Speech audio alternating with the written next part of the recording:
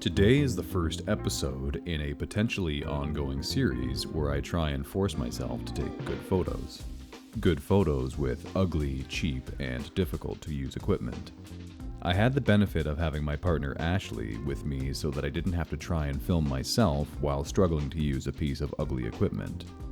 Our first stop was Downtown Camera in Toronto, where I knew they had a bunch of old, cheap, and ugly lenses. So I powered my way through the store to the used department to see what unholy monstrosities I could uncover. I was immediately met with uncertainty from the staff as to why I would burden myself with such a task, but they soon came to understand that I'm an idiot whose money they could take. After some searching and testing, I was able to find a lens even a mama lens would find difficult to love. A lens so bafflingly designed that I knew it had to be destiny. Introducing the Sun Optics YS60, a 60 to 135mm f3.5 M42 mounted lens. Front heavy, dusty, and only $20. I knew I had a challenge ahead of me with this bad boy, especially since I was pairing it with my tiny Fuji XE4.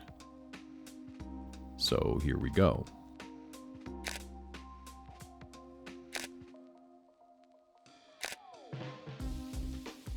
Right out of the gate, I knew using this lens would be a struggle. After only a few minutes of using this lens, with this body, my wrist began to scream internally.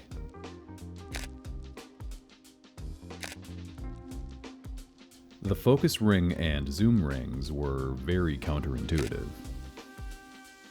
What struck me as odd was how the zoom was internal, but the focus ring made the entire lens rotate.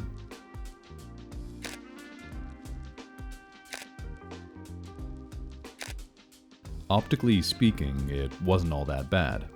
Wide open at f3.5, it was noticeably soft, but that's to be expected with lenses of this age and price point.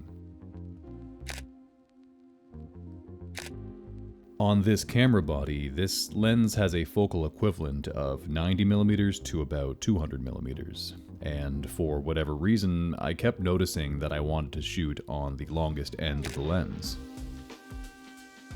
I'm not sure if it was the build and size of the lens, but it made me want to be further away from my subjects.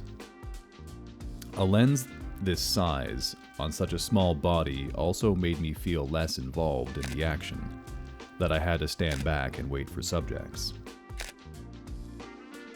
I also found that I was struggling to get completely accurate focus despite having focus peaking on in my camera.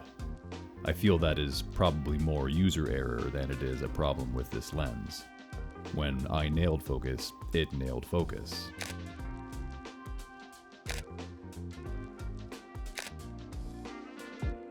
With challenges like these, you need to expect that you're not always going to take great photos. You're going to find yourself in situations where you wish you could have been faster, more discreet, better composed, better focused. Something I have been enjoying with this lens is the color rendition. With the help of the Kodachrome 64 film recipe, these photos really felt like they were from an older time. I think it might be because the lens renders a little warmer, maybe the source of the nostalgia. Overall, despite the lens being soft wide open, I really do enjoy the feelings these photos give off. With a larger camera body and some practice with the odd focus and zoom rings, this lens may find a special place in your heart. When it comes down to it, everything we do is part of a learning curve. Some learning takes longer, not because it is more difficult, and maybe that it is more different than what we're used to.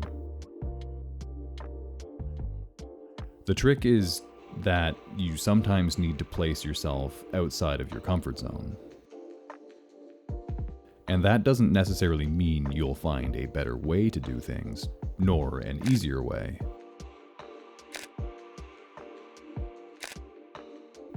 But you'll find a different way, a new set of tools, methods, and experience.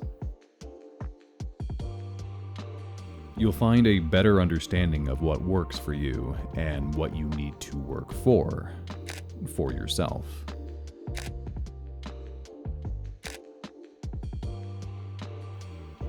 Okay, that's enough philosophy for the day.